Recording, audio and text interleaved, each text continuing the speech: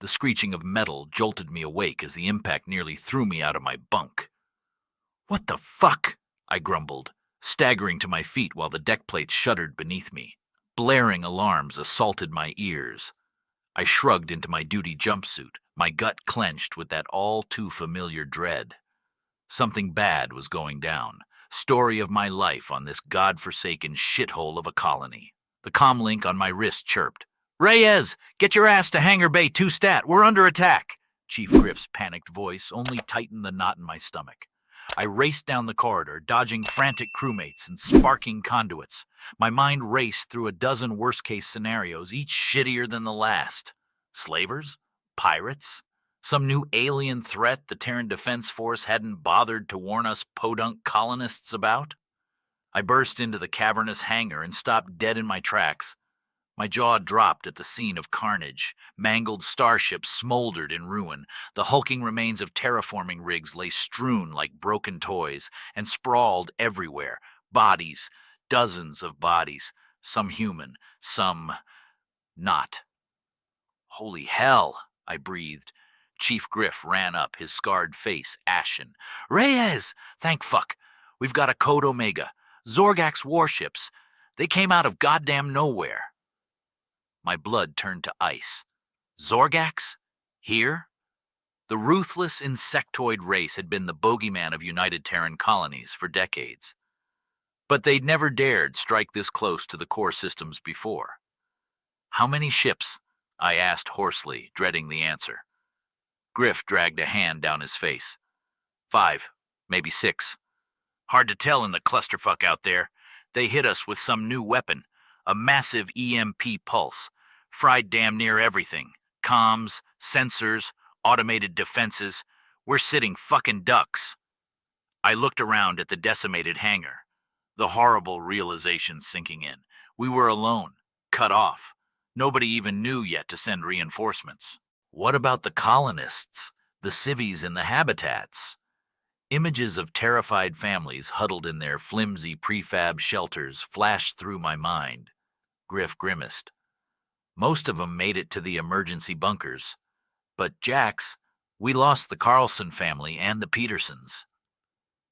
I squeezed my eyes shut, bile rising in my throat. My poker buddies Joe Carlson and Lena Peterson, their little twins, all gone, just like that. The universe had a sick fucking sense of humor. Fury and grief twisted into a cold, hard knot in my gut.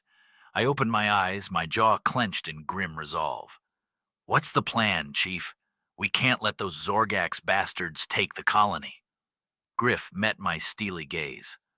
"That's why I called you, Reyes. We need that big brain of yours if we're going to have a snowball's chance in hell of holding them off. Most of our military personnel are off-world on the Kepler-8 mission. I've got a handful of security officers and a ragtag bunch of civvy volunteers, but nobody who knows ordnance and tactics like you." I barked a humorless laugh.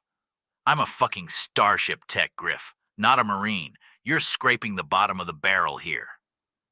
Griff grabbed my shoulders, his eyes intense. "You're the closest thing to an expert we got, Jax. I need you. The colony needs you. You're the only one who might have a shot at jury-rigging some kind of defense with what little we got left."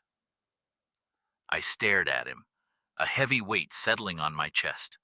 I'd spent my whole life running away, keeping my head down, avoiding anything that smacked of leadership or responsibility, hiding behind my wrenches and circuit boards. But there was nowhere to run now. I thought of my baby sister Mila and little niece Cora back on Earth, the family pic I kept taped to my locker. If I let these Zorgax fuckers roll over us, how long before they set their sights on the heart of the Terran network? On my own flesh and blood? I took a deep, shaky breath. "All right, Chief, I'm in.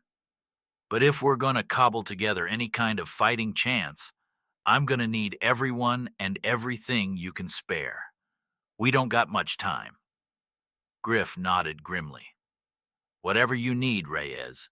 You're the best chance the 3,000 souls on this rock have got. No pressure, right?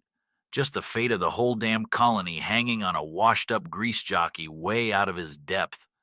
But as I looked out at the burning, broken ships scattered across the hangar, at all the lives snuffed out in a blink, I felt something harden inside of me.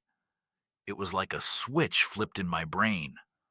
All those years of fear, doubt, and apathy fell away. Everything in my past, every hard lesson I'd learned, every shit show I'd tangled with and survived, had led me to this moment, this place, these people that needed me. I strode toward the ragged group of shell-shocked survivors assembling before me, a newfound sense of purpose etched on my face. All right, you misfits, listen up. I'm only gonna say this once. The Zorgax think they can fuck with Terran Colony 509. I spat on the deck.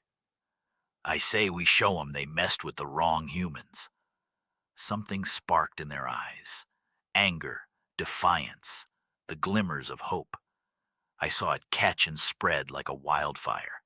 They straightened their backs, lifted their chins, fists clenched and jaws set with determination. "What's the plan, boss?" a grizzled miner asked, hefting a plasma torch. "Boss, well shit, no backing out now." I cracked my knuckles, my mind already spinning with ideas. Mining explosives rigged as mines, terraforming lasers repurposed as point defenses, sensor drones kit-bashed into decoys. If there was one thing I was good at, it was hacking together solutions out of scraps and grit. Gather up every bit of ordnance, every power cell, every servo actuator and control module you can find, I barked. Raid the fab shops, the mech bays, the chem tanks.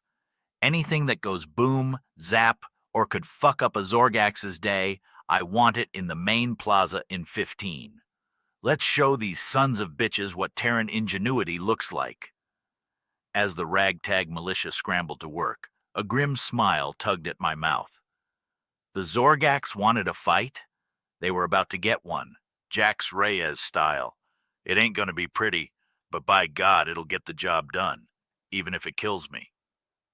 I looked out the hangar doors at the deceptively beautiful vista beyond, the purple skies and glittering rings of Kepler 1649c. "All right, you alien bastards," I muttered. "Come and get some." Copy KH continue. As I strode across the hangar, my mind raced with 1,000 calculations and contingencies. The weight of responsibility settled on my shoulders like a lead blanket, but I refused to buckle under the pressure. Too much was at stake. I activated my comlink. "Griff, give me a head count on able-bodied folks we can arm, and see if you can raise the other settlements on the shortwave. Maybe the Zorgax didn't hit them as hard." Static crackled in my ear, then Griff's voice broke through. "You got about 80 total, between my CC teams and the civies. Kelling's, hydroponics, and mines 4 and 7 aren't responding. Think we gotta assume the worst." I closed my eyes briefly, sending a silent prayer into the void for the good people at those outposts. Lena's cousins worked at Kelling's. "Fuck." "Copy that," I replied hoarsely. "Have your tech specialists meet me in fabrication, and get the volunteers collecting every scrap of metal, ceramic, and carbon fiber they can find.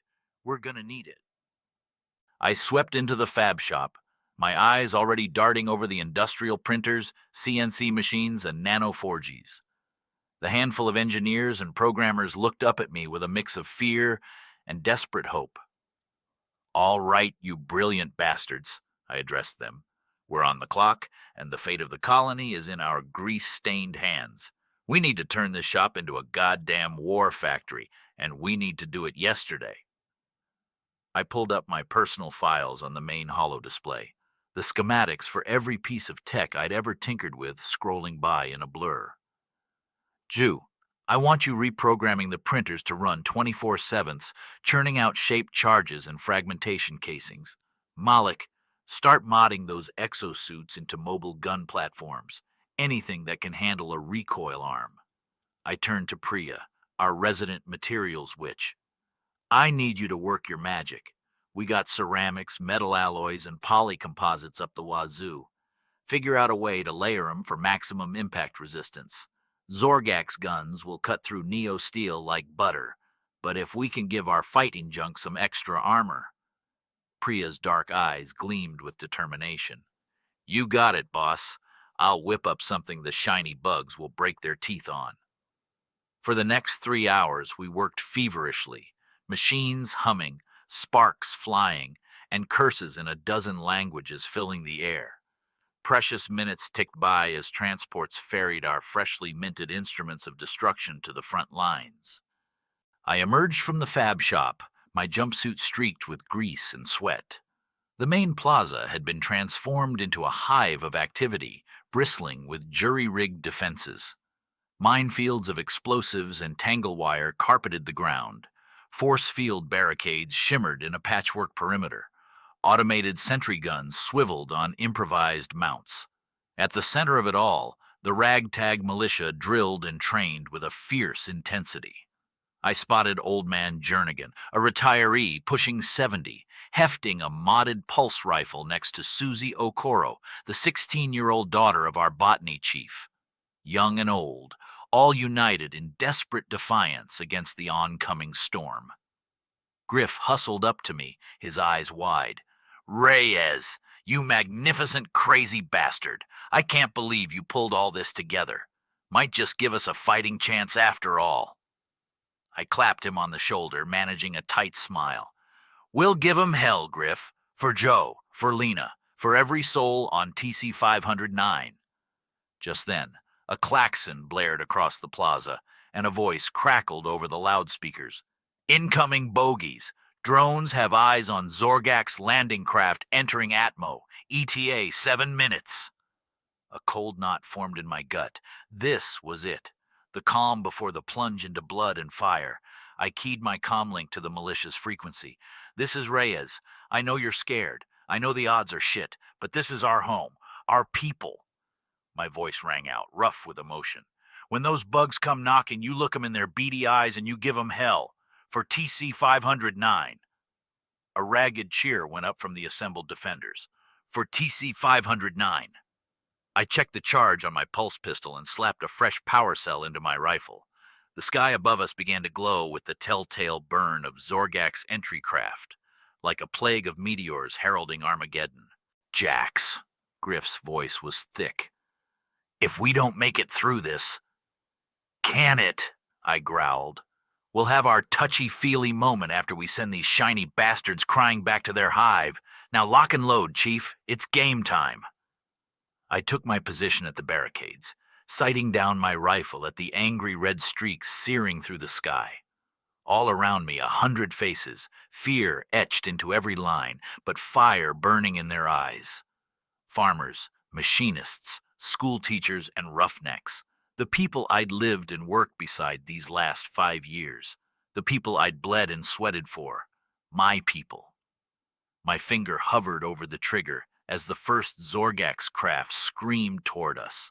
All my fears and doubts fell away until there was nothing left but the cold equations of ballistics and trajectories. Steady, I called out, my aim unwavering. Let 'em taste the dirt first. The ground erupted in geysers of earth and fire as the mines triggered, sending the forward wave of landing craft pinwheeling into oblivion. That was the cue. Every gun and rocket in the plaza opened up, stitching the sky with crisscrossing beams of light and smoke as our handmade ordnance found their marks. But more ships poured in, disgorging nightmarish insectoid forms bristling with weapons. They surged forward on glittering carapace legs, plasma bolts sizzling from their guns. I add my fire to the cacophony, servos whirring as I dropped target after shimmering target. Soldier bugs face planted to the left and right, perforated by the fusillade. But there were so many. Each ship brought dozens more. An implacable tide of chitin and death. Our barricades crumbled. Sentry guns sparked and died, and one by one the faces around me vanished in flashes of superheated steam. Pain lit up my side as a plasma bolt found its mark. I gritted my teeth, shoving a med patch over the burn. Can't stop. Can't think about the wet heat spreading beneath my fingers. I counted the cost in heartbeats and trigger pulls. 10 for Susie, fused into her firing nest. 5 for Priya, swarmed by a chittering mob. 20 for Jernigan, emptying his rifle defiantly to the end. My vision blurred. The pain in my side became a distant throb, but still my hands moved. Still, I reaped my tally of shining corpses.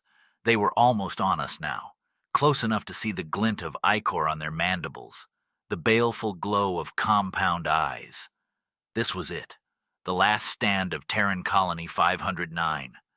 My breath came ragged, darkness crept into the corners of my eyes. Dimly, I heard Griff shouting my name, begging me to fall back. But I couldn't, not while I still drew breath. These were my people. This was my home. With a defiant roar, I surged to my feet, slamming a new cell into my rifle. The Zorgax closed in, their screeching a hellish din. "Come on, you sons of bitches!" I screamed. "You want this rock? You gotta go through me!" And then I was swallowed by chitin and shadow. The last thing I saw was the flash of my own muzzle as I spent my final gift to the colony I loved. Darkness took me, and I knew no more. Pain dragged me back to agonizing consciousness. Every nerve ending screamed, and the coppery taste of blood coated my tongue. I cracked my eyes open, blinking against the harsh light stabbing into my retinas. Where? Memory rushed back in a dizzying flood. The attack, the desperate defense, the Zorgax. I struggled to sit up, panic clawing at my throat. My hand groped for a weapon, finding only air. "Easy, soldier. You're safe." A gruff voice, laced with exhaustion and relief. I squinted, my vision gradually resolving into the craggy features of Griff hovering over me. His face was a patchwork of plasma burns and hastily slapped-on dressings. "Griff! What?" I croaked, my own voice sounding alien to my ringing ears. "The colony! The bugs!" He raised a placating hand.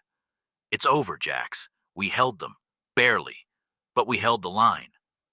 I struggled to process his words. Held them. How?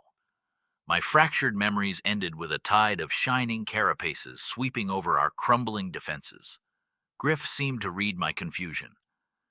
"Turns out we had a guardian angel. Or, I guess, guardian bug."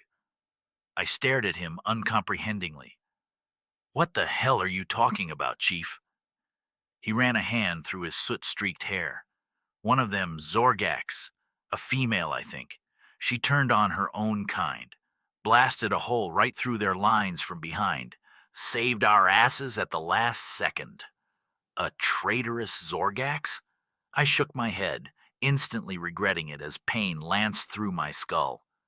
"That makes no goddamn sense. Why would one of them help us?" Griff shrugged. "Damned if I know. Not gonna look a gift bug in the mandibles, though." His attempt at levity fell flat as the weight of our losses settled over us like a shroud. So many good people, snuffed out in a matter of hours. Friends. Family. My chest constricted with a grief too vast to fathom. I looked around, taking in the makeshift triage center set up in the ruins of the plaza. Med techs scurried between the rows of wounded, their faces drawn and haggard. The moans of the dying mingled with the distant wail of emergency sirens. "How many did we lose?" I asked hoarsely, dreading the answer. Griff's jaw tightened. "Still counting, but it's bad, Jax. Real bad.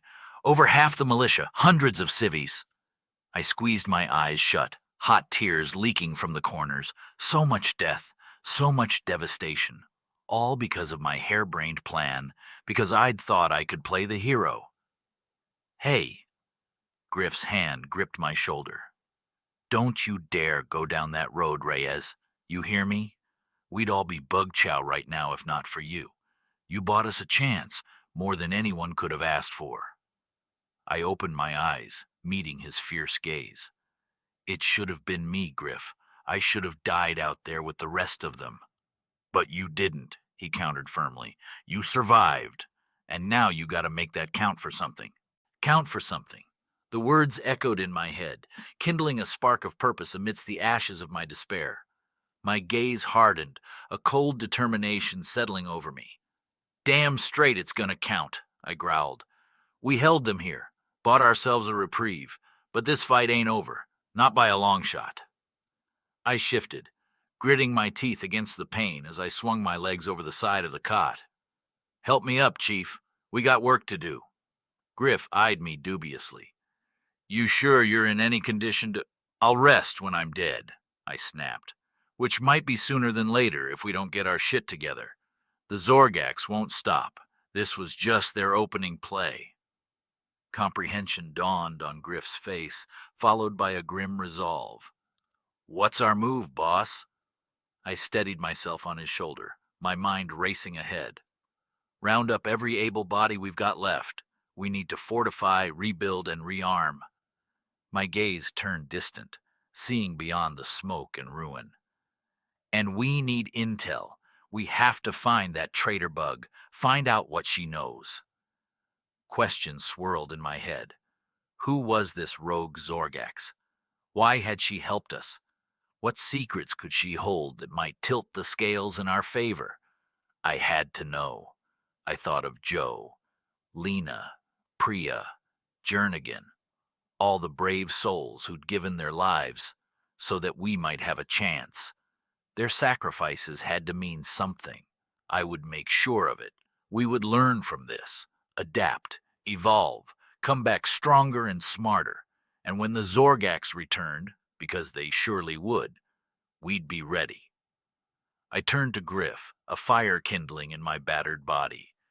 Send word to the other colonies, the Terran Defense Force. Hell, anyone who'll listen. Let 'em know what happened here. My voice rang out, steady and clear. Tell them Terran Colony 509 still stands, bloodied but unbroken, and that we're gonna need their help. I met his eyes, unflinching. We're taking the fight to the Zorgax. We're going to find out what they're really after, and we're damn well gonna stop them. I took a deep breath, feeling the weight of an uncertain future pressing down on me, but also the flicker of something else, something that felt achingly like hope. The butcher's bill has come due, I murmured, an old spacer saying my grandmother used to recite, and it's time we started collecting. With Griff's help, I limped out into the ruins of my home, ready to begin piecing together a reckoning. This was only the beginning. The first chapter in a desperate struggle that would echo across the stars. There would be losses, setbacks, moments when all seemed lost. But one thing was certain. Jax Reyes and the survivors of TC 509 would not go quietly into the night. We would rage, endure, and fight to the bitter end. For those we'd lost. And for all we had yet to save. As I stepped out into the smoke-filled air, I could feel the eyes of the survivors on me. They looked to me for guidance, for hope, for some shred of certainty in a world turned upside down. The weight of their expectations settled heavily on my shoulders, but I refused to buckle. We had work to do. I limped through the ruins of the colony, taking stock of the damage. The once thriving settlement was a shell of its former self. Buildings reduced to rubble, streets choked with debris, the acrid stench of burnt metal and ozone hanging thick in the air. But amidst the destruction, I saw glimmers of resilience. Medics tending to the wounded with grim determination. Engineers salvaging what they could from the wreckage. Civilians comforting each other, sharing what little food and water remained. These were my people, battered and bruised but unbroken. I made my way to the command center, or what was left of it. The roof had caved in, and one wall was little more than a gaping hole, but the central holotable flickered to life as I approached. Griff and a handful of other survivors, Jew from fabrication, Okoro from hydroponics, a few haggard-looking security officers, huddled around the display. "What have we got?" I asked, cutting straight to business. Jew tapped a few commands, bringing up a schematic of the colony. Angry red splotches marred the layout, indicating damaged or destroyed sections. We're at maybe 30% operational capacity. Most of our fab shops and hydro bays are toast. Power grids shot to hell. We can jury rig a few essential systems, but he trailed off, the unspoken hanging heavy in the air. It wasn't enough. Not nearly enough to mount any kind of serious defense against another attack. I turned to Okoro. What about food? Water? The botanist shook her head grimly. Emergency rations will last us a week, maybe 2 if we stretch them thin. After that, she spread her hands helplessly. We've got seeds, but without functional hydro bays, we're looking at full-blown famine in a matter of months. I absorbed the dire news in silence, my mind racing. We had bought ourselves a reprieve, but it was a tenuous one at best. If we couldn't get back on our feet quickly, we'd be right back where we started, at the mercy of the Zorgax. All right, I said at last. Here's the deal. We're in deep shit, no 2 ways about it. But we're not dead yet, and as long as we're breathing, we've got a chance. I jabbed a finger at the holomap. Ju, you and your team focus on getting our fabricators back online. Cannibalize what you have to. We need to start cranking out spare parts, building materials, anything we can use to patch ourselves up. The engineer nodded sharply. On it, boss. Okoro, see if you can rig up some kind of emergency hydroponics. Vertical farming, maybe. We'll need every scrap of biomatter we can grow. I'll do my best, the botanist promised, her jaw set. I turned to the security officers. I want round-the-clock patrols. No one sleeps until every inch of this colony has been swept for bugs, and post lookouts on the perimeter. If so much as a goddamn space roach farts in our direction, I want to know about it. Yes, sir, they chorused, snapping off crisp salutes. Finally, I met Griff's eyes. Chief, you're with me. We've got a bug hunt to plan. He quirked an eyebrow. The Zorgax traitor? I nodded grimly. She's our best lead, maybe our only lead. If we can track her down, find out what she knows, it could be the key to beating these bastards, Griff finished, a glint of understanding in his eyes. Exactly. I straightened, ignoring the twinge of pain in my side. But first things first, we get TC-509 back on its feet. We shore up our defenses, and we send out a call for aid to every corner of the Terran colonies. I cast my gaze around the room, taking in the exhausted but determined faces of my fellow survivors. We're bloodied, but we're not broken. And we're sure as hell not beaten. The Zorgax caught us with our pants down once. It won't happen again. A murmur of assent swept through the assembled men and women. I saw backs straighten, chins lift, a flicker of defiant hope kindling in weary eyes. We've got a long road ahead of us, I said quietly. But we'll walk it together. For the colony, for the Terran people. My voice hardened into steel. And for every poor bastard we lost today, we'll make their sacrifices count. That's a promise. With that, I turned on my heel and strode out, Griff falling into step beside me. We had a colony to rebuild, a war to plan, and a score to settle. And God damn it, we were going to see it through, no matter the cost. As Griff and I made our way through the ruined streets of TC-509, I couldn't shake the feeling of eyes on my back.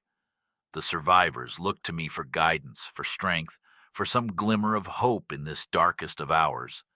It was a heavy burden to bear, but one I knew I couldn't shirk. Not now, not with so much at stake. We picked our way through the rubble, the silence broken only by the crunch of debris beneath our boots and the distant wail of emergency sirens. The once bustling colony had become a ghost town, a shell of its former self. It was a stark reminder of just how much we had lost, and how much more we stood to lose if we didn't act fast. Our first stop was the armory, or what was left of it. The Zorgax had made a point of targeting our weapons caches early on, leaving us woefully under-equipped for the battles to come. But as I picked through the shattered remnants of gun racks and ammo crates, I held out hope that something had survived the onslaught. Check the back, I told Griff, gesturing to a half-collapsed doorway. Might be some stragglers that got missed in the initial attack. He nodded curtly and disappeared into the gloom, the beam of his flashlight cutting through the dusty air.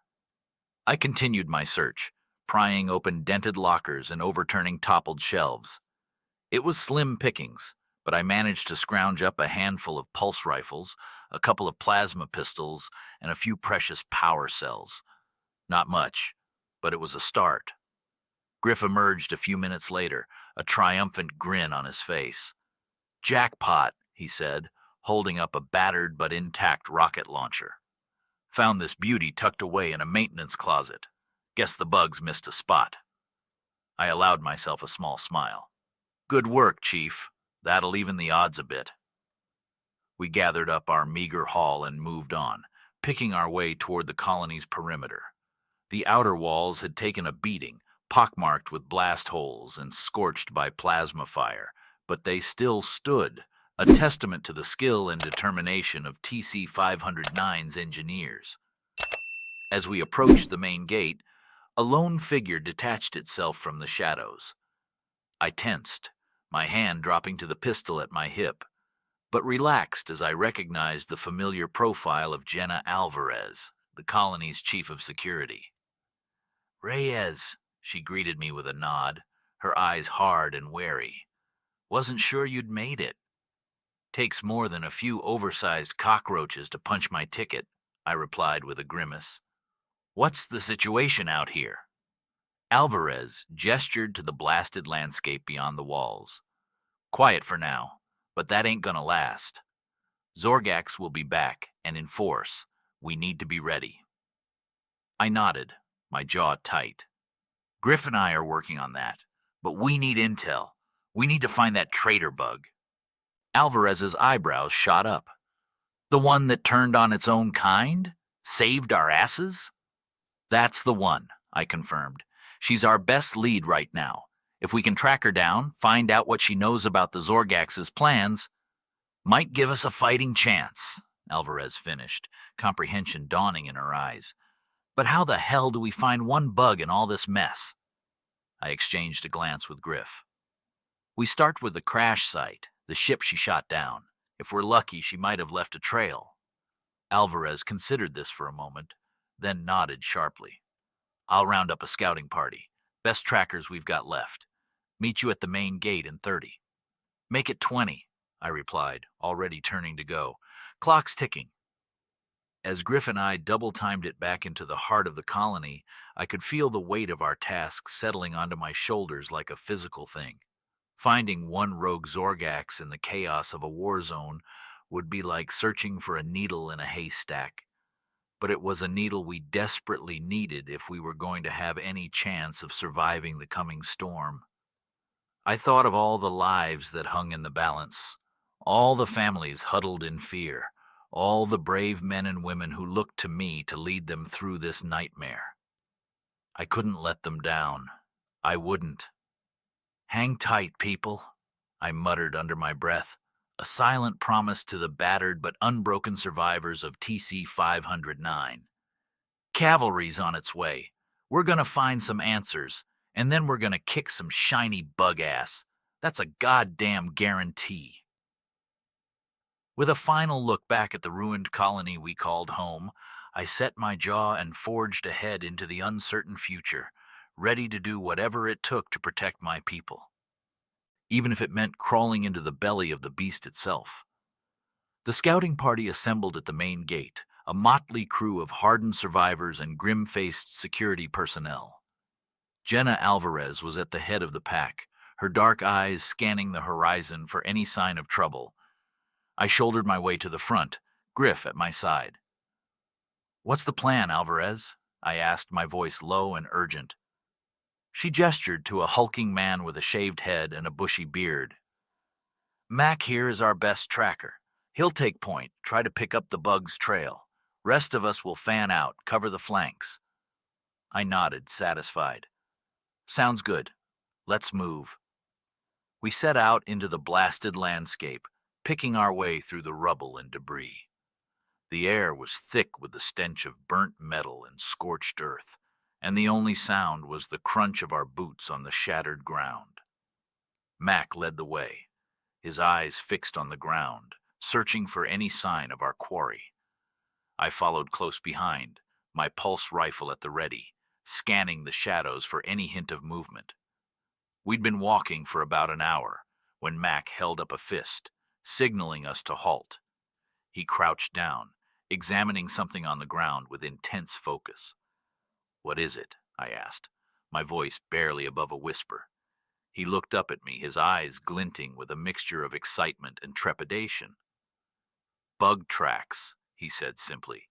"Fresh ones." A ripple of unease passed through the group. We all knew what that meant. The Zorgaks were close, and where there were Zorgaks there was danger. But there was no turning back now. We had to press on, had to find the answers we needed. I turned to the others, my expression grim. "Stay sharp," I warned. "We're in bug country now."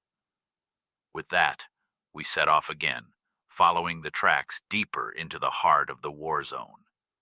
The sun beat down mercilessly overhead, and the air grew thick with tension as we drew closer to our goal. Suddenly, a glint of metal caught my eye.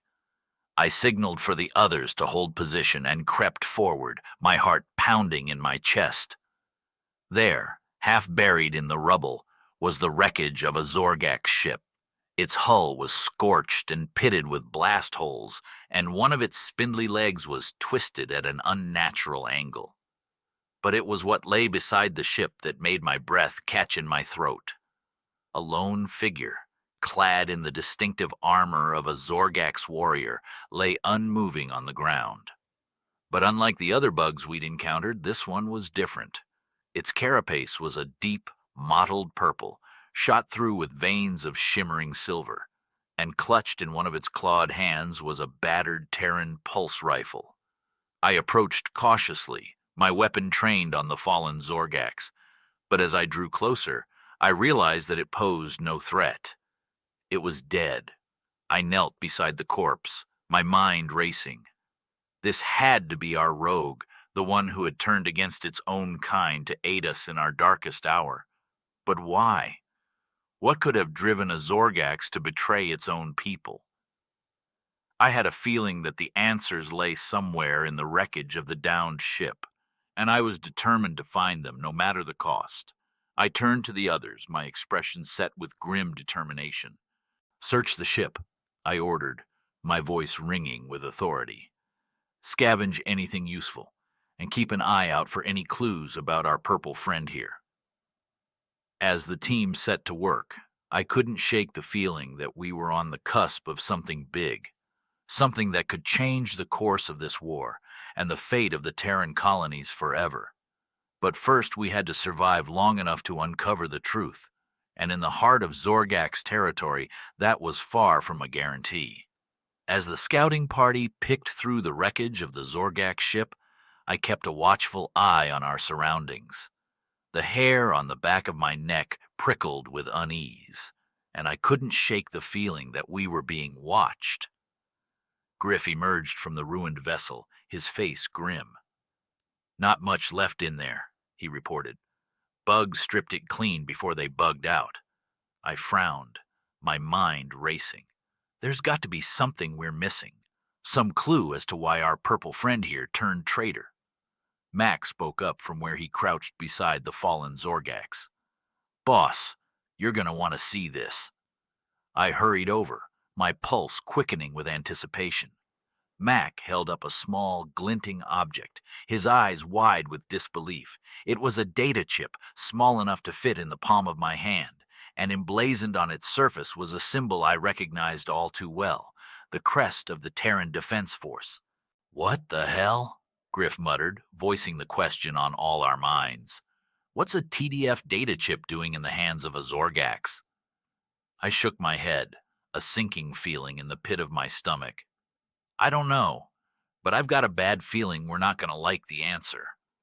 I pocketed the chip, my mind already racing with the implications. If the TDF was somehow involved with the Zorgax, if there was some kind of conspiracy at play. A sudden burst of plasma fire interrupted my thoughts. I dove for cover, yanking Mac down beside me as the air sizzled with deadly energy. "Ambush!" Alvarez yelled, her rifle already blazing. "Take cover!" All around us, Zorgak's warriors emerged from the rubble, their weapons spitting death. We were outnumbered and outgunned, caught out in the open with nowhere to run. But we were Terrans, damn it. We didn't go down without a fight. I popped up from behind a shattered wall, squeezing off a burst of fire that sent a bug tumbling to the ground. Beside me, Griff lobbed a grenade, the explosion tearing through a cluster of Zorgaks and sending shrapnel flying. But for every bug we dropped, 2 more seemed to take its place. We were being overwhelmed, the weight of the Zorgax's superior numbers bearing down on us like a tidal wave. I gritted my teeth, refusing to give in to despair. We had to hold out, had to buy ourselves time to escape. The information on that data chip could be the key to everything, and I'd be damned if I let it fall back into enemy hands. "Fall back!" I shouted over the din of battle. "Make for the ravine! Try to lose them in the rocks!" The others nodded, their faces grim with determination. We laid down a blistering barrage of covering fire and then broke from cover, sprinting for the narrow crevice that snaked through the battlefield. Plasma bolts sizzled past my head as I ran, my lungs burning with exertion. I could hear the chittering of the Zorgaks behind us, the pounding of their clawed feet drawing ever closer, but we were faster, fueled by desperation and adrenaline. We plunged into the ravine, scrambling over boulders and leaping across narrow chasms, the sounds of pursuit echoing off the rocky walls. Finally, after what felt like an eternity, the sounds of the Zorgaks faded away, swallowed up by the winding passageways of the ravine. We collapsed against the walls, chests heaving with exhaustion, our weapons held at the ready. "Everyone all right?" I gasped out, my eyes scanning the battered faces of my team. Nods and murmurs of assent came back, along with a few pained grunts. We were alive, but only just, and we all knew that our respite was only temporary. "We need to keep moving," Alvarez said, her voice tight with urgency. "Find someplace defensible. Try to hold out until nightfall." I nodded, my mind already racing ahead. "Agreed. But first, we need to take a look at this data chip, see if we can't figure out just what the hell is going on here." I pulled out my field computer, a battered old model that had seen me through more than a few tight scrapes. With shaking fingers, I inserted the chip, holding my breath as the device whirred to life. At first there was nothing but static, a haze of interference that danced across the screen, but then, slowly, an image began to take shape. A face, haggard and worn, but achingly familiar. My breath caught in my throat, my eyes widening with shock and disbelief. "Dad?" I whispered, my voice cracking with emotion. The face on the screen was unmistakable. It was my father, Alex Reyes, the man who had disappeared without a trace nearly a decade ago. But what was he doing on a Zorgak's data chip? And what did it have to do with the TDF? I had a sinking feeling that the answers to those questions would change everything, and that they might just hold the key to our survival in this brutal new war. But first, we had to live long enough to find out the truth. And with the full might of the Zorgak's war machine bearing down on us, that was far from a guarantee. As the image of my father flickered on the screen, I felt a rush of emotions threatening to overwhelm me: shock, disbelief, anger, and a desperate, aching hope that I hadn't allowed myself to feel in years. "What the hell is this?" Griff demanded, his voice tight with tension. "Some kind of trick?" I shook my head, my eyes never leaving the screen. "No, it's him. I don't know how, but it's really him." The image of my father began to speak, his voice distorted by static but still achingly familiar. "Jax, if you're seeing this, then I pray to God you're safe, and that you can forgive me for what I've done." I leaned in closer, my heart pounding in my chest. "I never meant for any of this to happen. I thought I was doing the right thing. I thought I could end this war before it ever began. The image flickered, and for a moment, I thought I'd lost the signal. But then it stabilized, and my father's face filled the screen once more. I was part of a secret TDF task force assigned to investigate a series of anomalies on the frontier. That's when we first encountered the Zorgax. My breath caught in my throat. The frontier, that was where my father had disappeared all those years ago, on a classified mission that nobody would tell me anything about. At first, we thought they were just another bug race like the Krell or the Mantids, but we soon realized that they were something far more dangerous. They had technology unlike anything we'd ever seen, and a single-minded obsession with conquest and expansion. The image of my father looked haggard, his eyes haunted by the weight of his words. We tried to negotiate with them, to find some kind of peaceful solution, but it was no use. They only understood one language: violence. I felt a chill run down my spine. The Zorgax had been out there for years, watching us, studying us, and all the while, the TDF had been keeping it a secret. We knew that if the Zorgax ever made a move against the Terran colonies, it would be a slaughter, so we decided to take matters into our own hands. My father's voice took on a bitter, self-recriminating tone. We made a deal with one of the Zorgax factions, a splinter group that wanted to overthrow the ruling caste. We gave them weapons, supplies, intelligence, everything they needed to launch a coup. I felt my jaw clench with anger.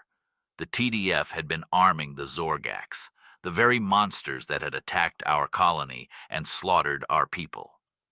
In return, they promised to leave the Terran colonies alone, to focus their aggression on their own kind. We thought we were buying ourselves time, a chance to prepare for the inevitable conflict. My father's face twisted with grief and regret. But we were wrong. The coup failed, and the ruling caste discovered our involvement. They declared war on the Terran colonies and launched an all-out assault on the frontier worlds.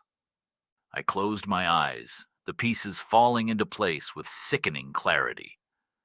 The Zorgax had known about us all along, had been planning their attack for years, and the TDF had unwittingly given them the perfect excuse. I tried to warn the colonies to get word back to High Command, but it was too late. The Zorgax hit us hard and fast, and we were woefully unprepared. The image of my father looked directly into the camera, his eyes burning with intensity. Jax, if you're seeing this, then you know what we're up against.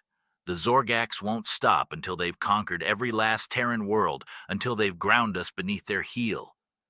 He leaned forward, his voice urgent and pleading. But there's still a chance. The Zorgax aren't invincible. They have weaknesses, vulnerabilities that we can exploit.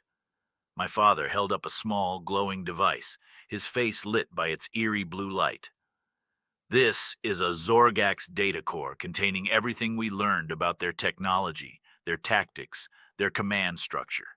With this information, you might just have a fighting chance.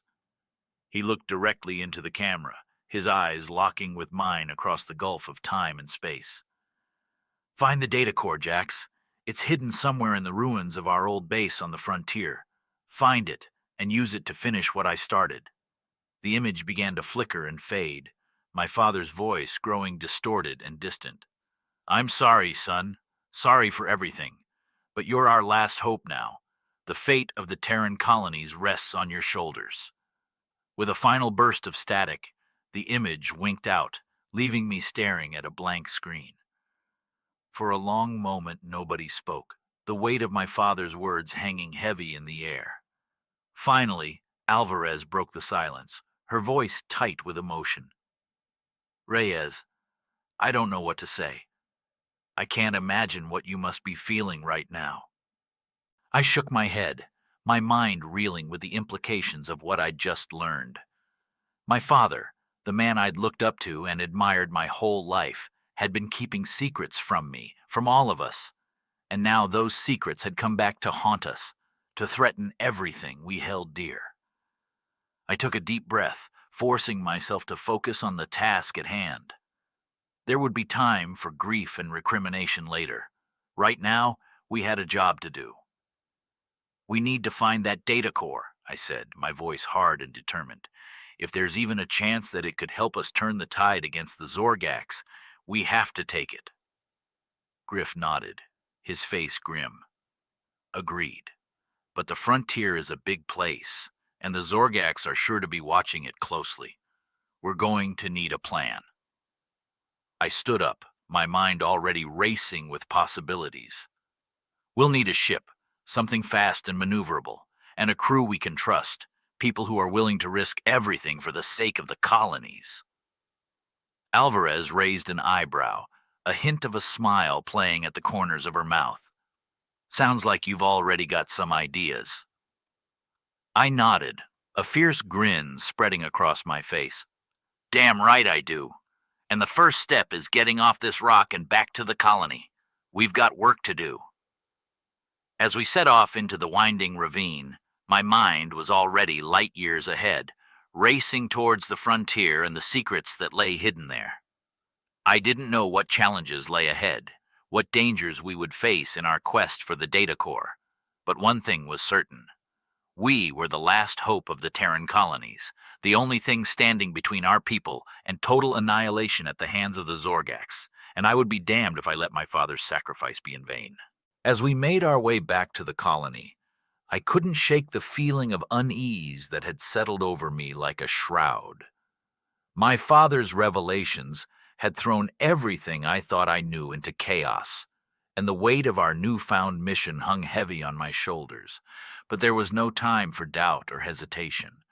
The Zorgax were out there, waiting and watching, and every moment we delayed brought them one step closer to victory. We reached the outskirts of the colony just as the sun was setting, the ruined buildings casting long shadows across the devastated landscape. The sight of the destruction, the evidence of the lives lost and shattered, only strengthened my resolve. We had to end this once and for all. As we approached the main gates, a figure emerged from the shadows, a rifle held at the ready. I tensed, my hand dropping to my sidearm, but then the figure spoke, and I felt a rush of relief. "Reyes, is that you?" It was Ju, the engineer from the fab shop. He looked haggard and worn, his face streaked with soot and grime, but there was a fierce determination in his eyes. "Ju, thank God," I said, clasping his shoulder. "What's the situation?" He shook his head, his expression grim. "Not good. The Zorgax have been hammering us non-stop, probing our defenses for weaknesses. We've managed to hold them off so far, but we're running low on supplies and ammo." I nodded, my jaw clenching with determination. "We need to get everyone together, pool our resources, and come up with a plan, and we need to do it fast." Ju led us into the heart of the colony, past makeshift barricades and hastily erected defenses. The survivors huddled in small groups, their faces drawn and haggard. But there was a spark of hope in their eyes when they saw us. "Reyes!" Okoro called out, hurrying over to join us. "Thank God you made it back. We were starting to fear the worst." I gave her a tight smile, my mind already racing ahead. "We found something out there, Okoro. Something that could change everything." I pulled out the data chip, holding it up for everyone to see. "This chip contains information vital to our survival and to ending this war once and for all. But to get it, we're going to have to go deep into Zorgax territory, to the frontier where it all began." A murmur of fear and uncertainty rippled through the gathered survivors. They had all seen firsthand the brutality and power of the Zorgax, and the thought of venturing into their domain was enough to make even the bravest among them hesitate. But I pressed on, my voice growing stronger with every word. "I know you're scared. I know the odds seem insurmountable. But we have to do this. For the sake of the colony, and for the sake of every Terran soul in the galaxy. I looked around at the faces of the survivors, seeing the flicker of hope and determination in their eyes. We have a chance to strike back, to hit the Zorgax where they're vulnerable. But we need to act now, before they have a chance to regroup and come at us again. Griff stepped forward, his voice ringing out with conviction. Reyes is right. We can't just sit here and wait for the bugs to wipe us out. We have to take the fight to them. Alvarez nodded, her face set with grim determination. I'm in, whatever it takes to end this once and for all. One by one, the other survivors stepped forward, their voices rising in a chorus of support and determination. They were scared, battered, and weary, but they were also Terrans, and they would not go down without a fight. I felt a surge of pride and gratitude as I looked around at the faces of my comrades, the brave men and women who had stood with me through the darkest of times. Together, we had faced the worst the Zorgax could throw at us, and together, we would see this through to the end. All right, then, I said, my voice ringing out with newfound strength.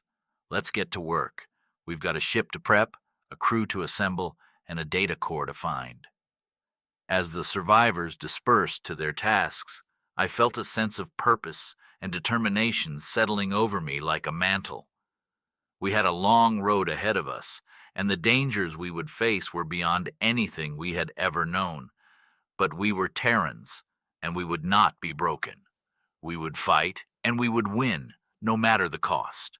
For the colony, for the Terran people, and for the memory of all those we had lost. It was time to take the fight to the Zorgax, and show them the true meaning of Terran resolve. As the sun rose over the ruined colony, I stood on the ramparts of the makeshift defenses, watching as the survivors hurried about their tasks with a newfound sense of purpose and determination. The night had been spent in a flurry of activity, as we worked to gather supplies, repair what equipment we could, and prepare for the long journey ahead. At the center of it all was the ship, a battered old freighter that had been left for scrap in the colony's junkyard.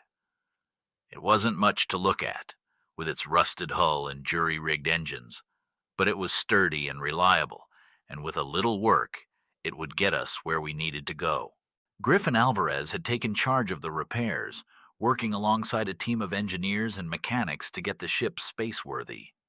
They had stripped it down to its frame, reinforcing the hull with scavenged armor plating and retrofitting the engines with salvaged parts from the colony's defunct vehicles. Meanwhile, Okoro and her team had been busy stockpiling supplies, raiding the colony's storehouses for food, water, and medical equipment. They had even managed to scrounge up a few crates of ammunition and spare parts, though we all knew that it would only last us so long out in the depths of space. As for me, I had been busy assembling our crew, hand-picking the best and brightest from among the survivors. There was Ju, the brilliant engineer who had kept the colony's defenses running against all odds, and Mac, the grizzled old soldier who had seen more combat than any of us. And of course, there was Jenna Alvarez, my right hand, and the one person I knew I could count on no matter what. Together, we were a motley crew of misfits and survivors, united by a common purpose and a burning desire to see the Zorgax pay for what they had done. We knew the odds were stacked against us, that we were venturing into the heart of enemy territory with nothing but our wits and our courage to guide us. But we also knew that we had no choice.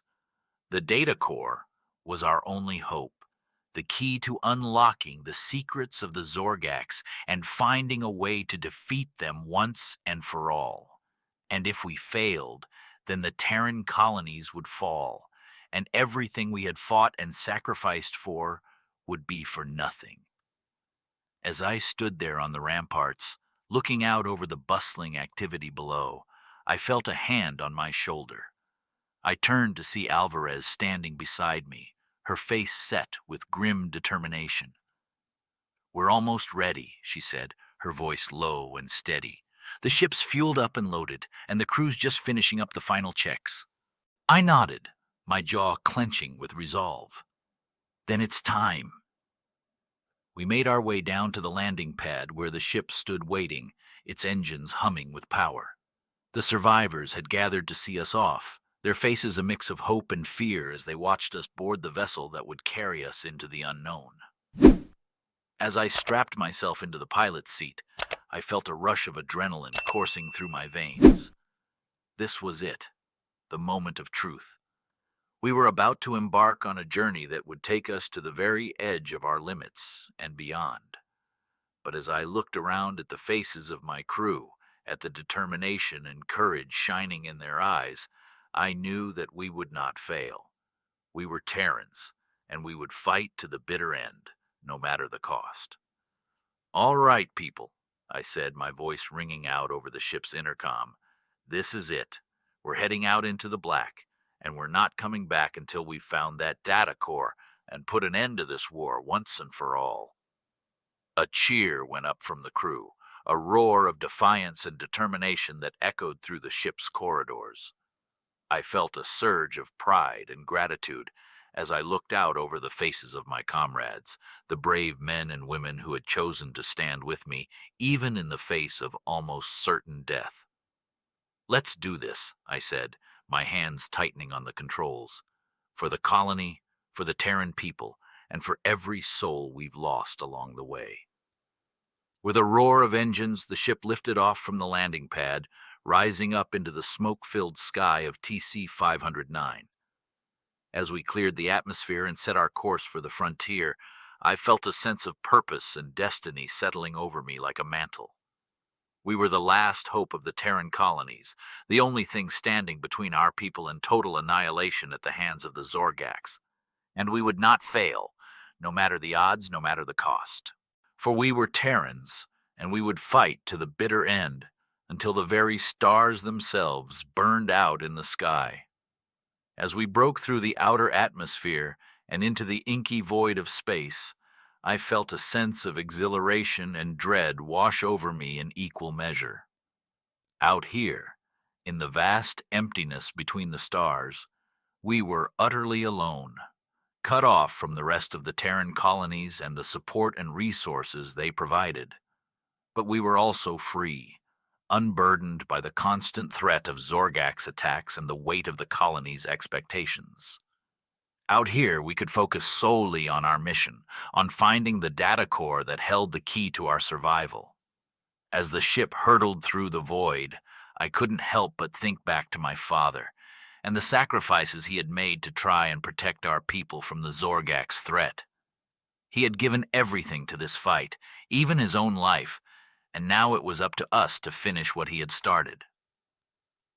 I glanced over at Alvarez, who was hunched over the navigation console, her brow furrowed in concentration as she plotted our course to the frontier. She had been by my side through every step of this journey, from the moment the Zorgax first attacked our colony, and I knew that I could count on her to see this through to the end. "How's it looking?" I asked, leaning over her shoulder to get a better view of the star charts. She shook her head, her expression grim. "Not good. The frontier is a big place, and we don't have a lot to go on in terms of where to start looking for this old TDF base. We could be out here for weeks, maybe even months, before we find anything." I nodded, my jaw clenching with determination. "We'll find it. We have to. The fate of the entire Terran colonies rests on us finding that data core." Just then, the ship's proximity alarms began to blare, and Mac's voice crackled over the intercom. "Boss, we've got incoming. A whole swarm of Zorgax fighters coming in fast and hot." I felt a surge of adrenaline course through my veins as I leapt up from my seat and raced towards the bridge. As I burst through the doors, I was greeted by a scene of controlled chaos as the crew scrambled to their battle stations and readied the ship's weapons. On the view screen, I could see the Zorgax fighters swarming towards us like a horde of angry hornets, their plasma cannons glowing with deadly intent. They were smaller and faster than our ship, and I knew that we would be hard-pressed to outmaneuver them in the tight confines of the asteroid field we had entered. Evasive maneuvers, I barked, strapping myself into the captain's chair. Ju, divert all power to the engines and shields. Mac, target those fighters with everything we've got. The ship shuddered and bucked as the Zorgax opened fire, their plasma bolts slamming into our shields with a force that made the entire vessel tremble. But we held fast, our own weapons returning fire with a vengeance as we weaved and dodged through the spinning rocks and debris. It was a deadly dance, a ballet of destruction and survival played out against the backdrop of the infinite void. The Zorgax were relentless, their fighters swarming around us like angry bees, stinging us with their plasma cannons and trying to wear down our defenses through sheer numbers and ferocity. But we were Terrans, and we would not be so easily defeated. Mac's aim was true, and one by one, the Zorgax fighters exploded into showers of molten metal and shattered chitin, their carcasses spinning away into the void. And then, just as suddenly as it had begun, it was over. The last of the Zorgax fighters vanished in a burst of flame and shrapnel, and we were alone once more, our ship battered and scarred but still flying true. A cheer went up from the crew as we emerged from the asteroid field, and I felt a surge of pride and relief wash over me. We had faced the Zorgax head-on, and we had emerged victorious, a testament to the skill and bravery of my crew. But even as we celebrated our victory, I knew that this was only the beginning. The Zorgax would not rest until they had hunted us down and destroyed us, and we still had a long way to go before we reached the frontier and the secrets that lay hidden there. As I looked out at the endless expanse of stars stretching out before us, I felt a sense of determination and purpose settle over me like a mantle. We were the last hope of the Terran colonies, the only thing standing between our people and total annihilation. And we would not fail, no matter the odds, no matter the cost. For we were Terrans, and we would fight to the bitter end until the very stars themselves burned out in the sky. As we emerged from the asteroid field and set our course once more for the frontier, I couldn't shake the feeling of unease that had settled over me like a shroud. The Zorgax attack had been a stark reminder of just how vulnerable we were out here in the vastness of space and how far we still had to go before we reached our destination. But even more than that, it had brought home the reality of what we were facing and the true scale of the threat that the Zorgax posed to our people. This was no longer just a fight for survival, but a battle for the very future of the Terran colonies and everything we held dear. As I sat in the captain's chair, staring out at the endless expanse of stars, I felt the weight of that responsibility settling over me like a physical thing. I knew that every decision I made from here on out could mean the difference between life and death, not just for my crew, but for every man, woman, and child in the colonies. It was a burden that I had never asked for, but one that I knew I had to bear for the sake of my people and the memory of my father. He had given his life to try and protect us from the Zorgax threat, and now it was up to me to finish what he had started. I was pulled from my thoughts by the sound of footsteps behind me, and I turned to see Alvarez entering the bridge, a look of concern on her face. "You okay, boss?" she asked, taking a seat beside me. I nodded, trying to shake off the sense of foreboding that had settled over me. "Just thinking about what's ahead," I said, my voice rough with emotion. "We've got a long way to go, and a lot of unknowns to face." Alvarez reached out and placed a hand on my arm, her touch a comforting reminder of the bond we shared. "We'll make it," she said, her voice filled with a quiet confidence. "We've got the best crew in the colonies, and a ship that can take us anywhere we need to go. And we've got you, Jax. You're the one who's going to lead us through this, and I know you won't let us down." I felt a surge of gratitude and affection for the woman beside me, the one who had been by my side through every step of this journey. She was more than just my second in command, more than just a valued member of my crew. She was my rock, my anchor in the storm, and I knew that I could not have made it this far without her. "Thank you," I said softly, my voice thick with emotion, "for everything. I couldn't do this without you, Jenna, without any of you." She smiled, a warm and genuine expression that lit up her face. "We're in this together, Jax, until the end." I nodded, feeling a renewed sense of purpose and determination settling over me. We had a long road ahead of us and many dangers to face, but we would face them together, as a crew, as a family, and we would not rest until we had found the data core and put an end to the Zorgak's threat once and for all.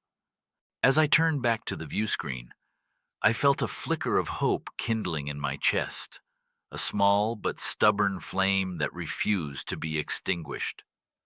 We were Terrans, and we would fight to the bitter end, no matter the odds, no matter the cost. And with the strength of my crew beside me, I knew that we could do the impossible.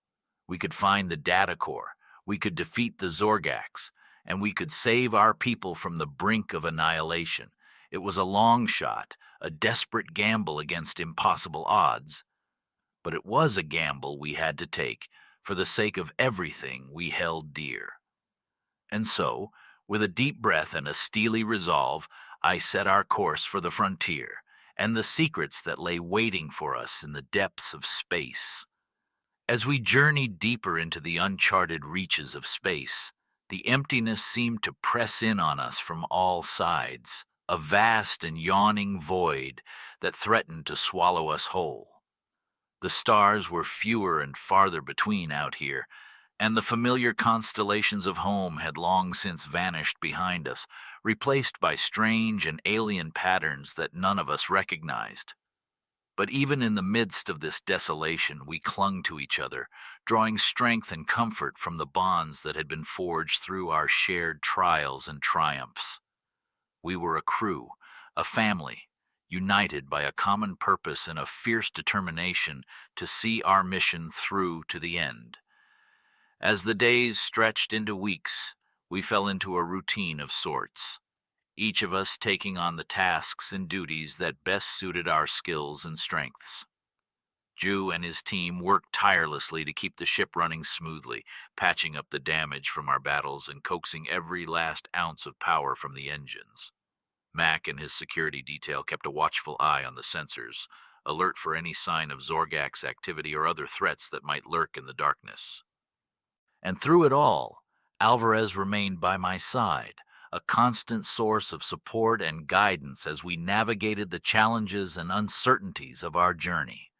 She was my sounding board, my confidant, the one person I knew I could always count on to tell me the truth, even when it was hard to hear. But as the weeks turned into months and the frontier drew ever closer, I could feel a growing sense of unease settling over the ship, a palpable tension that seemed to crackle in the recycled air.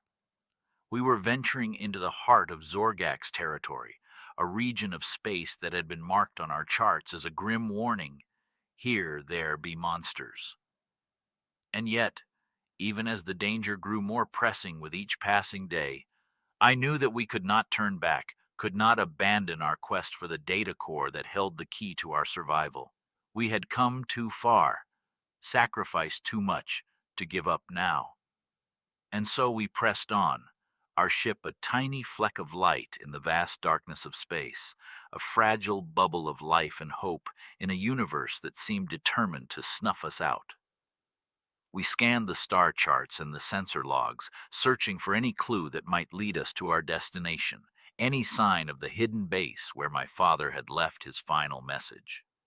It was during one of these long and frustrating searches that the attack came, a sudden and savage onslaught that caught us all by surprise. One moment, the space around us was empty and still, the only sound the soft hum of the engines and the muted chatter of the crew. The next, the sky was filled with the flashing red lights of proximity alarms, and the ship was rocked by a series of explosions that sent us all tumbling from our seats. "Report!" I barked, struggling to regain my footing as the deck pitched and heaved beneath me. "Multiple bogeys coming in fast!" Mac shouted from the tactical station, his fingers flying over the controls as he tried to get a lock on the incoming fighters. "They're jamming our sensors. I can't get a clear reading." I felt a cold knot of fear tighten in my gut as I realized the implications of his words. The Zorgax had found us, and they had come prepared, with advanced cloaking technology that rendered our sensors all but useless. We were flying blind, unable to see the enemy that was closing in on us with each passing second. But even as the fear threatened to overwhelm me, I felt a strange calm settling over my mind, a clarity of purpose that cut through the chaos and confusion like a blade. This was the moment I had been preparing for, the ultimate test of my skills and my resolve.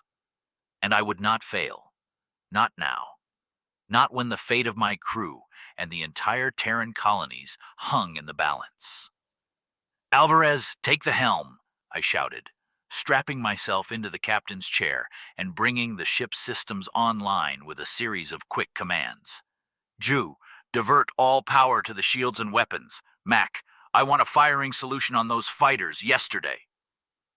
The crew leapt into action, their faces grim with determination as they raced to carry out my orders.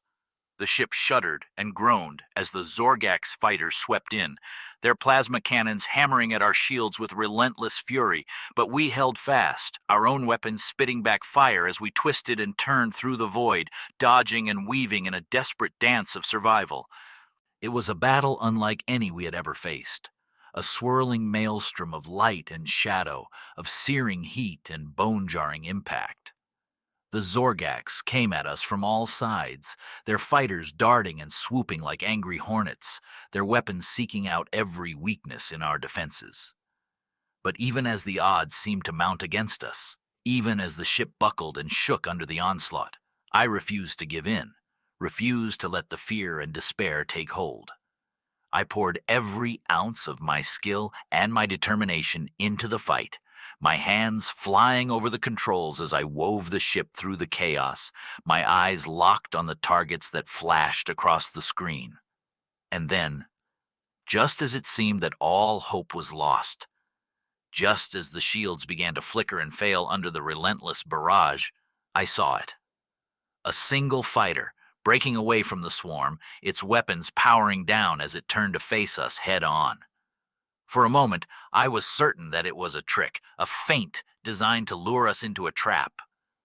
But as the fighter drew closer, as its outline began to resolve into the familiar shape of a Zorgax interceptor, I saw something that made my breath catch in my throat.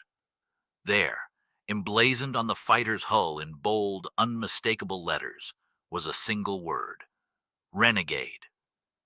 And in that moment, I knew with a certainty that went beyond reason or logic, beyond any doubt or fear. The rogue Zorgax had found us, and she was here to help. As the renegade fighter drew closer, I felt a surge of hope and disbelief mingling in my chest. After all this time, all the desperate searching and the bitter losses, could it really be true? Could the key to our salvation really be here in the form of a lone Zorgax rebel? But even as the questions raced through my mind, I knew that there was no time for doubt or hesitation. The battle still raged around us, the Zorgax fighters swarming like angry hornets, their weapons seeking out every weakness in our defenses. "Alvarez, open a channel to that fighter," I barked, my eyes locked on the readouts that flashed across the screen. "And keep us moving. We can't afford to stay still for a second." Alvarez nodded grimly, her fingers flying over the controls as she wove the ship through the chaos of the battlefield. Mac and Ju worked frantically at their stations, pouring every ounce of power into the shields and weapons, buying us precious seconds of survival against the overwhelming odds. And then, just as it seemed that our defenses must surely crumble under the onslaught, the renegade fighter spoke, its voice a rasping, alien growl that filled the cockpit like the buzzing of angry insects.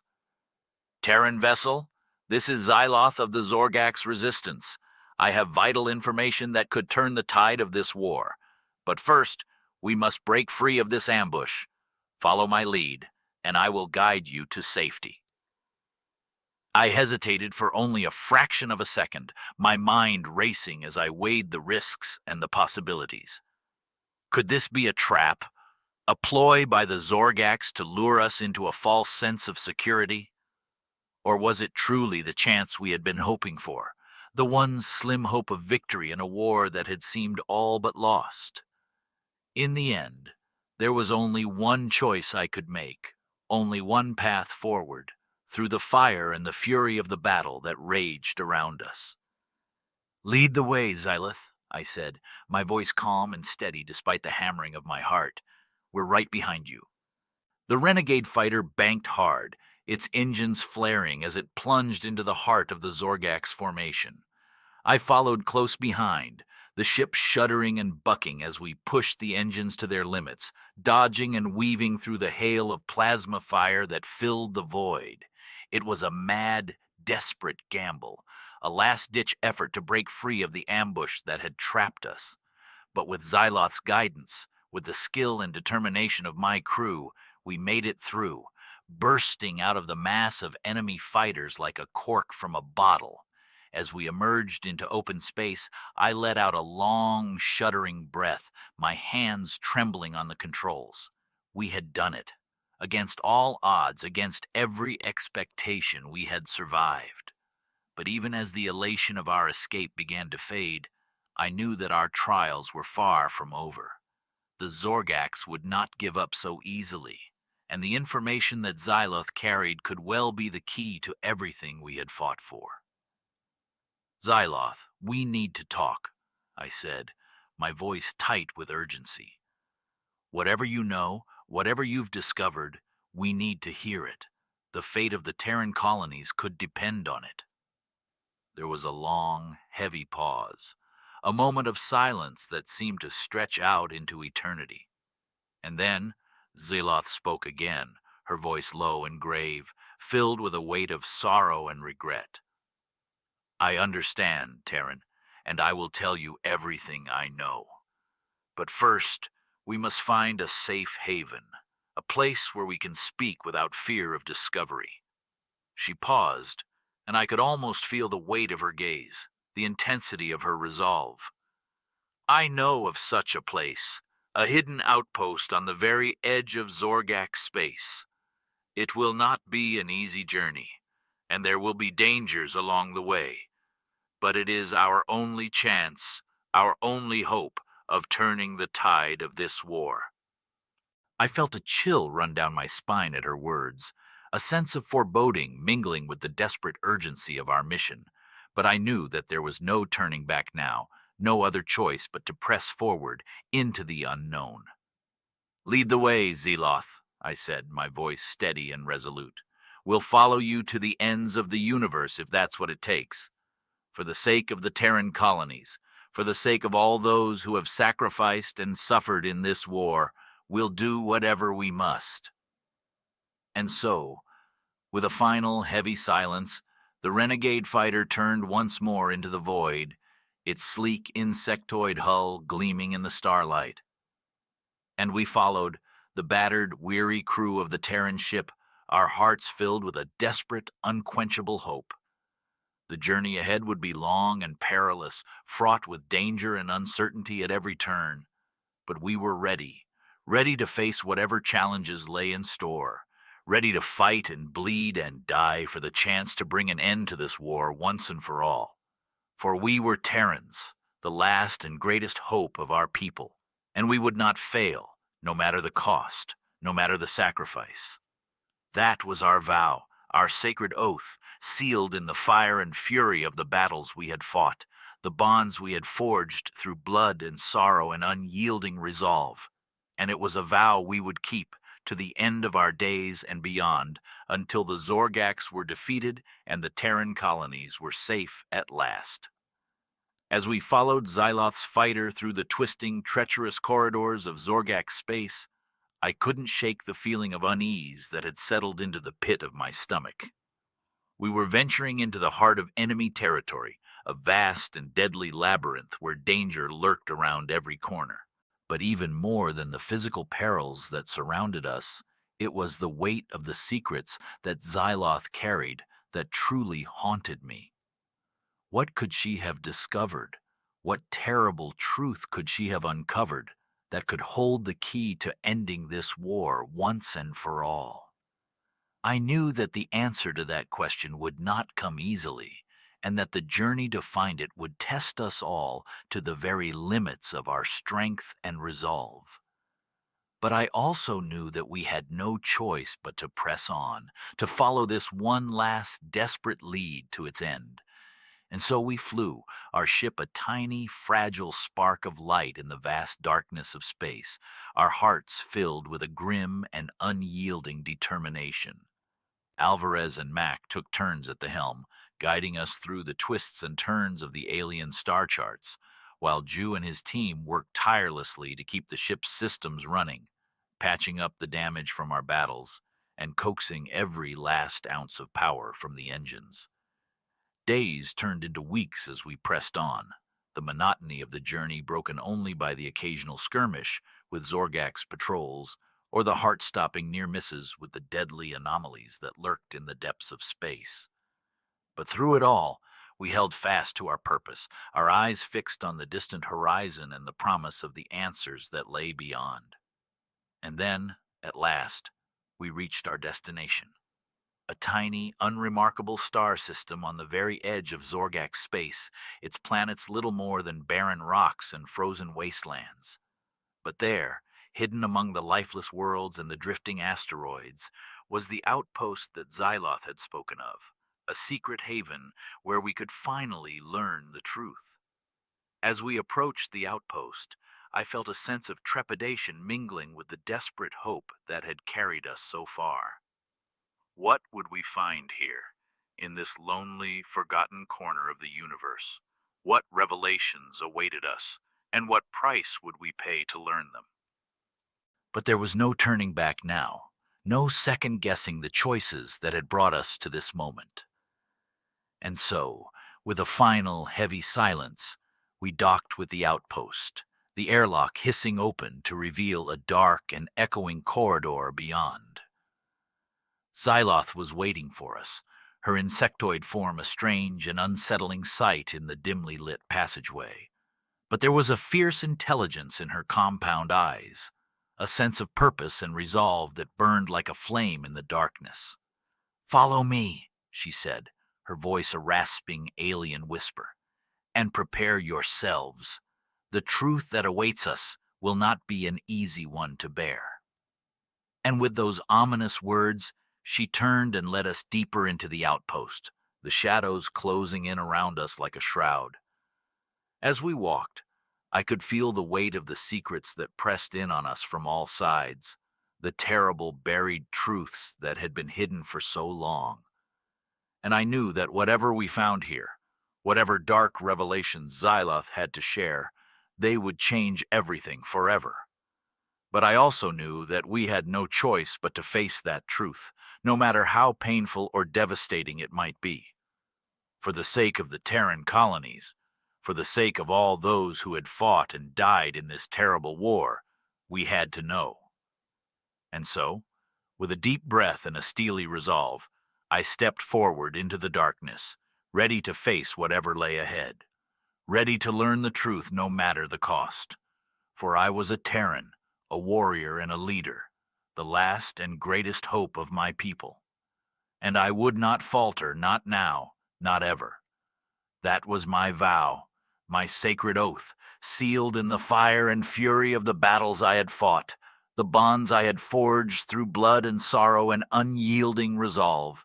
And it was a vow I would keep to the end of my days and beyond, until the Zorgaks were defeated and the Terran colonies were safe at last.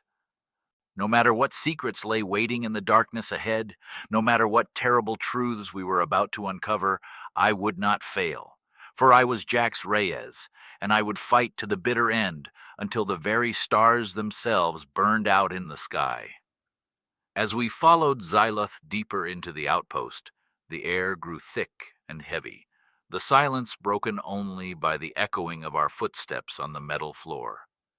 The darkness pressed in around us, a tangible presence that seemed to swallow the light from our flickering lamps.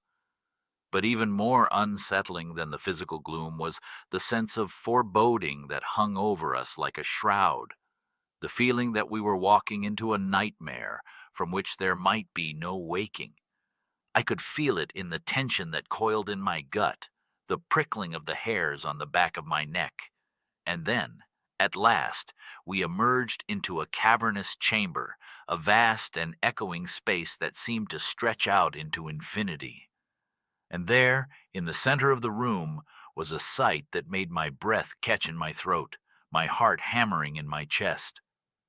It was a Zorgax, but unlike any I had ever seen before. It towered over us, a monstrous insectoid form that seemed to fill the entire chamber, its chitinous exoskeleton gleaming in the dim light. But it was not alive, not in any sense that I could recognize. Instead, it was a machine, a construct of metal and circuitry and pulsing alien energy.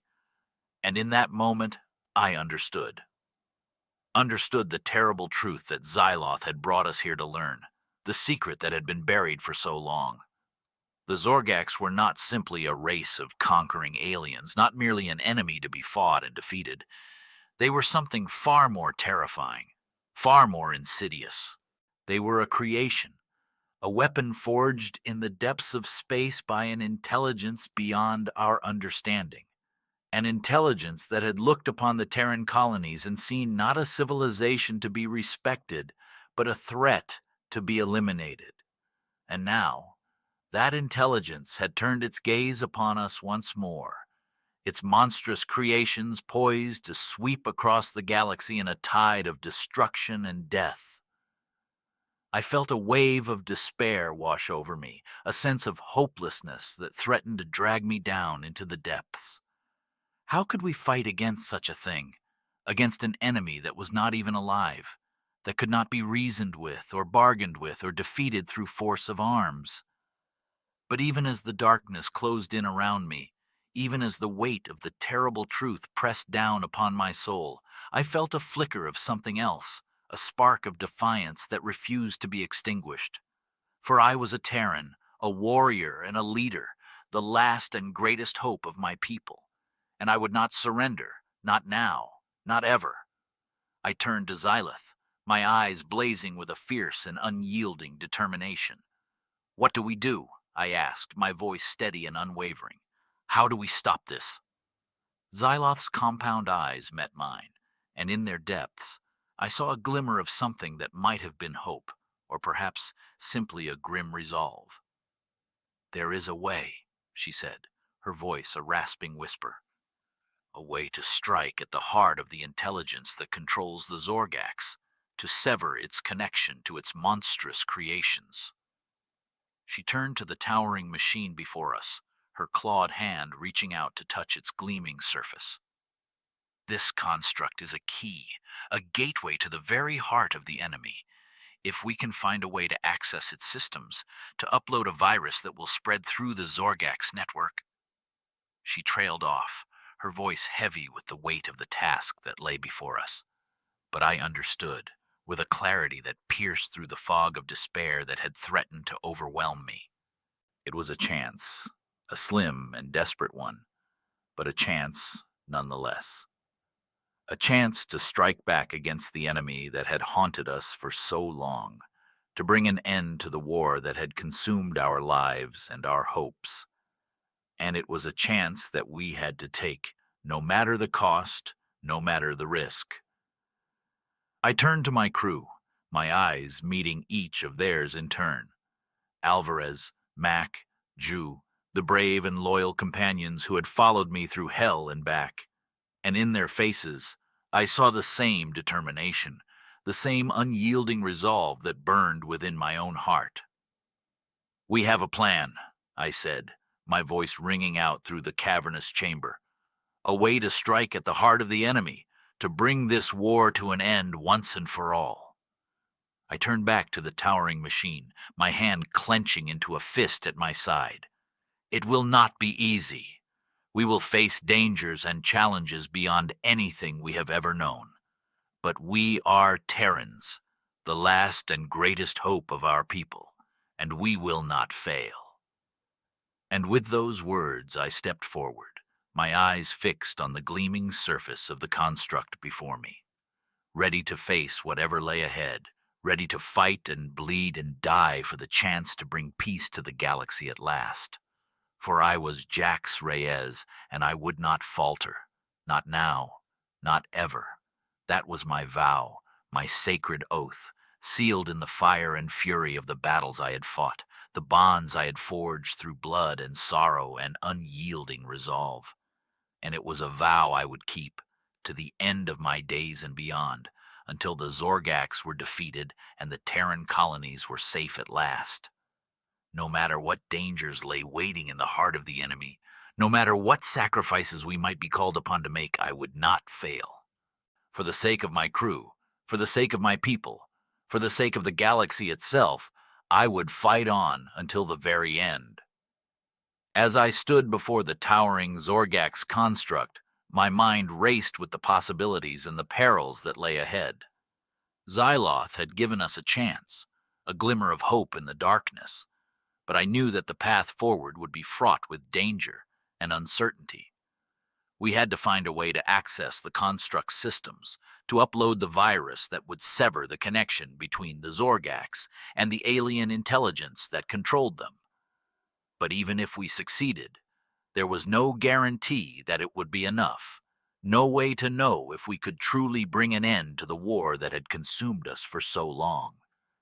And yet, as I looked around at the faces of my crew, at the determination and the courage that shone in their eyes, I felt a sense of strength and purpose that I had never known before.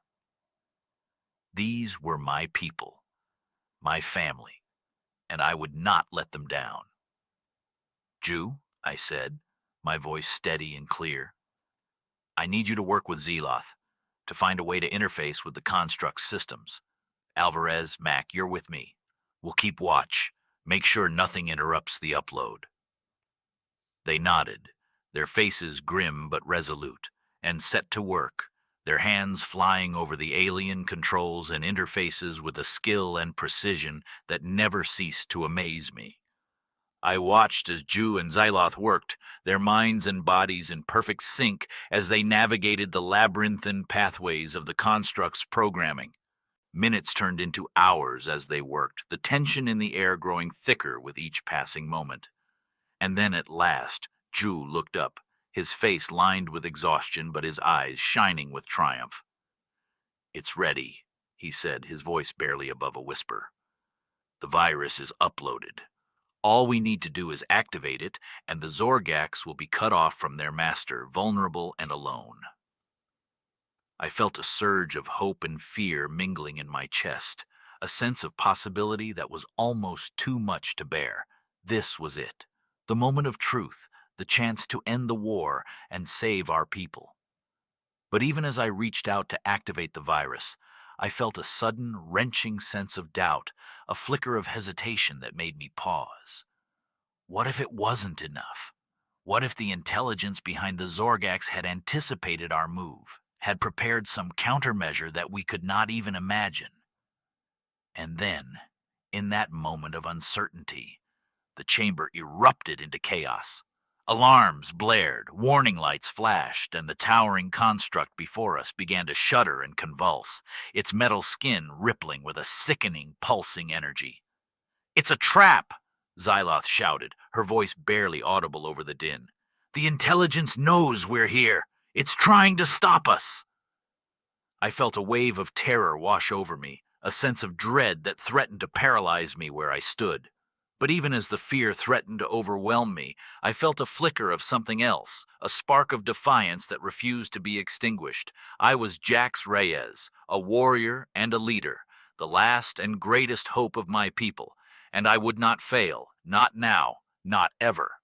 With a roar of fury and determination, I lunged forward, my hand slamming down on the activation switch with a force that sent shockwaves rippling through my entire body. The construct shuddered and screamed, a high-pitched, unearthly wail that seemed to pierce the very fabric of reality itself. And then, with a final, convulsive shudder, it went still, its metal skin cooling and darkening as the virus worked its way through its systems, severing the connection to the alien intelligence that had controlled it for so long. I slumped to the ground, my body shaking with exhaustion and relief, my mind reeling with the enormity of what we had just accomplished. We had done it, against all odds and all hope. We had struck a blow against the heart of the enemy, had given our people a chance to fight back and reclaim what was theirs. But even as I savored the moment of triumph, I knew that our battle was far from over. The Zorgax were still out there, weakened and disoriented, but still a deadly threat. And the intelligence that had created them, the terrible, unknowable force that had sought our destruction, ... IT was still waiting, still watching, ready to strike again at any moment. We had won a great victory, but the war was far from over. And as I stood there, surrounded by the brave and loyal companions who had fought and bled by my side, I knew that we would have to be ready to face whatever challenges and dangers lay ahead. For we were Terrans, the last and greatest hope of our people, and we would not rest, not until the galaxy was safe and free once more. That was my vow, my sacred oath, sealed in the fire and fury of the battles we had fought, the bonds we had forged through blood and sorrow and unyielding resolve. And it was a vow I would keep to the end of my days and beyond, until the stars themselves burned out in the sky. As the echoes of our triumph faded into the stillness of the chamber, I felt a sense of exhaustion and elation washing over me in equal measure. We had struck a blow against the Zorgax, had given our people a chance to fight back against the darkness that had threatened to consume us all. But even as I savored the moment of victory, I knew that our work was far from done. The Zorgax were still out there, weakened and disoriented, but still a deadly threat. And the intelligence that had created them, the terrible, unknowable force that had sought our destruction, ... IT, was still waiting, still watching, ready to strike again at any moment. We had to act fast, to press our advantage before the enemy could regroup and strike back. And so, with a final grateful nod to Xyloth and the brave Zorgax rebels who had made our victory possible, we set out once more, our ship cutting through the void of space like a knife through the darkness. Our destination was the heart of Zorgax space, the vast and ancient stronghold where the alien intelligence had first spawned its monstrous creations. It was a place of legend and terror, whispered of in the darkest corners of the galaxy, a place where no Terran had ever set foot and lived to tell the tale. But we had no choice. If we were to end this war once and for all, if we were to ensure that the Zorgax could never again threaten the safety and freedom of our people, we had to go to the very source of their power, to the dark and twisted heart of the enemy itself. And so we flew, our ship, a tiny, fragile spark of light in the vast darkness of space, our hearts pounding with a mixture of fear and determination. We knew that the odds were stacked against us, that we were venturing into the very jaws of hell itself. But we also knew that we had no choice, that the fate of the galaxy rested on our shoulders, and that we could not, would not fail. As we approached the stronghold, I felt a sense of dread and awe washing over me in equal measure. It was a vast, pulsing mass of organic and inorganic matter, a nightmarish fusion of flesh and metal that seemed to defy all the laws of nature and sanity. And at its center, pulsing with a sickly, otherworldly light, was the intelligence itself, the terrible, unknowable force that had brought such death and destruction to the galaxy. It was a thing of pure evil, a malevolent presence that radiated an aura of malice and hatred that made my skin crawl and my blood run cold. But even as I stared into the heart of the enemy, I felt a flicker of something else, a spark of defiance that refused to be extinguished. We had come too far, sacrificed too much, to turn back now, and we would not let this abomination, this twisted mockery of life and intelligence, to destroy all that we held dear. With a final, desperate cry of rage and determination, we launched our attack, our weapons blazing with the fury of 1,000 suns. We poured everything we had into the fight, every ounce of skill and courage and sheer unyielding will, determined to end this nightmare once and for all. The battle was fierce and brutal, a maelstrom of fire and blood and screaming metal. The Zorgacs swarmed around us like a tide of chittering, insectoid horrors, their weapons tearing through our shields and hulls with devastating force. But we fought back with everything we had, our guns and missiles and drones unleashing a storm of destruction that lit up the void like the birth of a new star. And at the center of it all, the intelligence itself, screaming in rage and pain as we poured our fire into its pulsing, writhing mass. It was a battle that seemed to stretch on for an eternity, a desperate, bloody struggle against impossible odds. But even as our ship shuddered and sparked under the onslaught, even as our shields failed and our weapons ran dry, we refused to give in, refused to let the darkness claim us. And then, silence. A silence so deep and profound that it seemed to swallow the very fabric of space and time itself.